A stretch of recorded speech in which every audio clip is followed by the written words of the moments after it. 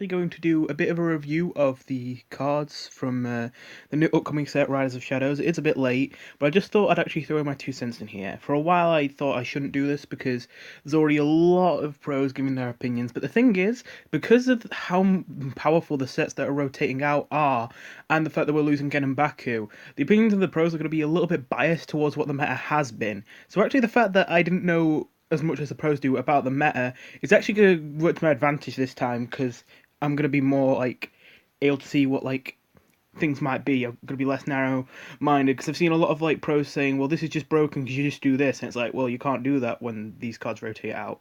So I think that I might actually be able to provide a new perspective, and I feel like there's some cards that people are just saying are good or bad too quickly just by comparing them to older cards, when I feel like the situation has changed now. So anyway, first of all, let's look at Druid, because I'm going to do it class by class. This is what we're going to do in this first video. So let's start with Crystal Power. This is the card that Trump revealed alongside not Gloomstag, that's the old Witchwood card. I've forgotten, something Stag, Lucent, Crystal Stag it says there. Okay, so anyway, Crystal Power is a 1 mana, choose one, deal 2 damage to a minion, or restore 5 health. Now, oh yeah, I should mention something quickly before we start.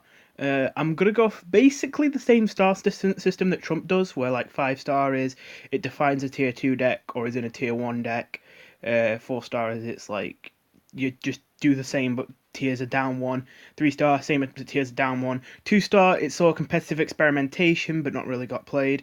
1-star, no competitive play, but I'm going to do one change. 1-star is no competitive play, but in a vacuum the card isn't bad. So like if the meta was different, maybe the card would be good. 0 stars is going to be, not only does the meta not allow for is this card not played in the meta, but as well as that, I think it's a bad card as well and wouldn't be played in the meta, because I feel like Trump himself, I think, says that sometimes he rates cards that he thinks are good 1-star just because he knows they're not going to be in a good deck. So I'm going to add this 0-star to make that distinction. So anyway, this card I think is probably a 4-star. A decent amount of people have called it like 5-star. I think it's 4 just because, well, I definitely think this is a powerful effect, and having the choice is good. I don't think Heal Druid is going to be really up there. I definitely don't think it's going to be a bad deck, but I don't think it's really going to be up there, and I don't think that this card is something you have to include in decks that aren't Heal Druid. I definitely think you can put it in, and I definitely don't think it's a bad card, but it's not one of those cards like Tar Creeper you just have to put into basically every deck that isn't like aggro. Even if you are aggro, you sometimes run Tar Creeper just to deal better in aggro matchups. So yeah, I give that 4 stars. Then there's Acorn Bearer. Now everyone has been saying this is just Firefly but better, but I'm not gonna lie, I don't really agree. So I don't think this is a bad card. I would also give it 4 stars, because I do see where the comparisons are coming in. Getting 2 bad cards is almost as good as drawing a card, and a 1 mana, loot hoarder is pretty good. But like these are really bad cards. These are 1-cost 1/1s. Now I can't think of any use for a 1-cost 1/1 after turn 1. And you cannot have these in your hand after turn 1. Except for, the only use I can think of is cards that synergize with the size of your hand. So maybe Hand Druid, but I don't think Hand Druid is going to become a thing. I think this is going to be used in Token Druid, which is the obvious use for it. And of course, it does become a bit more useful there, because it doesn't really matter how big your minions are, just as long as you can buff their attack. But then they're not very sticky. It's very easy for your board to just be wiped, and then you just lose. So I think this card helps you go more all in, but like that's not going to make you win much, because it's a bit of a win more kind of situation. That at the same time, you can't deny the value of just this card, so I am still going to give it 4 stars. And to be fair, Firefly's 1/1/2 seems pretty useless, but I mean it's all play. I think that's mainly because it was a neutral card, so you could use it with Rogue and all that. This card is Druid specific, which is why I don't think it's quite as good. But anyway, yeah. Then there's Blessing of the Ancients. Right, okay. This one's probably going to be a controversial one, because I've seen everyone rating this either 5 or 4 stars. Everyone's saying it's really good.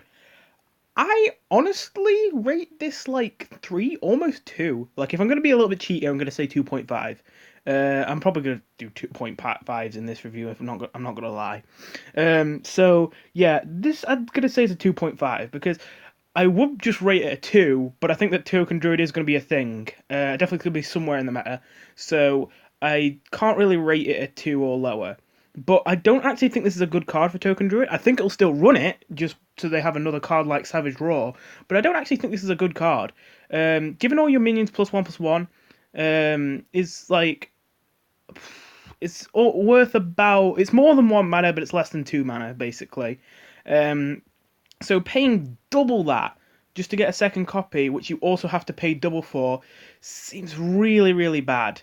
And as well as that, this is a card that doesn't really benefit too much from getting Twin Spell, because if you are casting this a second time, it's likely because your board got wiped and the thingy. The only time you're going to cast this a second time, besides that situation, is if you have 6 mana left over and you're dealing enough damage to kill your opponent with that. But I feel like your opponent most of the time won't let you ever get into that situation where you have 6 spare mana and a full board, if they're a decent deck. So the only other time you're going to use it is to have a second copy of this after your board's already been wiped. But then your opponent already knows that you have one of these in your hand and will play around it. And as well as that, you've already committed a bunch of cards onto the board. So unless you had a lot of cards, which to be fair, that Acorn Bearer would help you with, then this card would just simply not ever get that much value. So yeah, I think it's a 2.5. So then there's Dreamway Guardians, 5 stars. This card, quite simply, 2/4. That's all I really need to say. It is badly distributed, but it's a 2/4 that also has lifesteal. And as well as that, having one attack usually matters a lot, but really you're planning to buff up the attack of these because it's probably going to a Token Druid deck or some kind of buff deck. So yeah, I think that the fact they have lifesteal is actually very relevant based on the fact that you're probably going to buff their attack. So yeah, I think this is a really good card. There's not really much else to say about it. 5 stars. Where's the next rare one? Okay, Life Weaver. I don't think Heal Druid's gonna be crazy, but I don't think it's gonna be bad. Ooh, I would give this 3 stars because it's only when you heal. So, if you heal 3 health, you only get 1 spell. Uh, and most of Druids healing is one big burst of healing, so you only get 1 spell for healing like 8 health or 5 health or 10 health. But we did get, just because that other card exists that summons 2/1/2s with lifesteal, which is probably going to give you a lot more smaller life gains. I think this card becomes a lot better just because the other card exists, and as well as that, you can play that card into this card on turn 3. Because of that, I'm bumping it up to 4 stars, but otherwise I'd call it a 3. And then there's the Forest Sage. Okay, I'm actually rating this 2 stars. A lot of people just instantly looked at this and rated it 1. It's a very expensive card that develops stuff onto your board that doesn't have Taunt or Rush or Charge, that isn't a very reactive play, and it's very punishable. But you still have that 2 mana left to protect yourself, and as well as that, I think this card can't be disregarded because it's a superlative. It is the absolute best at something, in that it's 16 mana worth of value in one card because it's an 8 mana card that you can cast twice. And really, technically, if you want to do it just based off of pure maths, 10/10 worth of stats that also has synergy with Treants, even though that's not really a strong synergy, is probably worth about 9 mana actually. So if you want to go like that, it's 18 mana worth of value in one card. And if you're packing more value in your cards, then you don't have to use as many cards, which means you don't have to give up board presence or mana or whatever to draw more cards. So yeah. I think that this card, just based off the fact it's superlative, is actually useful. And if a control druid comes along, you'd actually probably be running this just because, again, it packs so much value into one card. Then there's Crystal Song Portal, which discovers a druid minion, and if your hand has no minions, you keep all 3 for 2 mana. Okay. Everyone's been rating this very, very highly, and I don't think that's wrong. I definitely don't think it's a bad card. I'm just thinking, if you have no minions in your hand, you probably don't want minions. Like, the deck you're playing is probably a control deck, and you probably don't care too much about minions unless they're the big minions. But if you're getting random minions and you're not even choosing anymore because the discover is like keep all 3, it's not discover 3. I think that it becomes a whole lot less valuable. So I don't actually think it's a 5 star. I think it's just about a 4 star, and I think that I feel like I should make this a 3-star, but at the same time, I can't disregard the amount of value this is. I don't. I feel like I will admit I don't know how easy it would be in a token druid deck to empty all the minions from your hand and then play this, because that's the way this becomes 5 stars. Is if token druid's good and you can empty your hand in a token druid deck of all your minions relatively easily. If that's true, then this card is ridiculously good. But if it's not, then it's only kind of like a meh value card you run in control deck that sometimes high rolls, but most of the time just gives you like 3 arena cards. So yeah, that's why I'm a little bit skeptical, but I still give it a 4.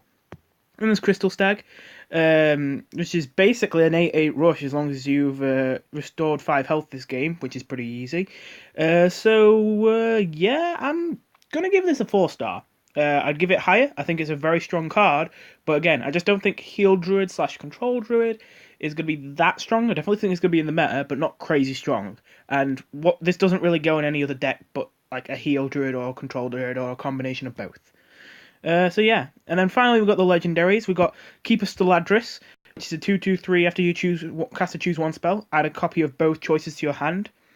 I mean, I don't think you need me to tell you this, but this is an amazing card. This is 5 stars easily. I don't think I've heard anyone who's not calling this card 5 stars, and that's basically just like true, because a 2/2/3 on its own with a tribe is good enough to sometimes be running competitive play. So you're barely even giving up board presence to play this, and then afterwards, if they don't kill it straight away, which since it's 3 health on turn 2 isn't that easy, then you get value, big value, if they keep it alive long enough.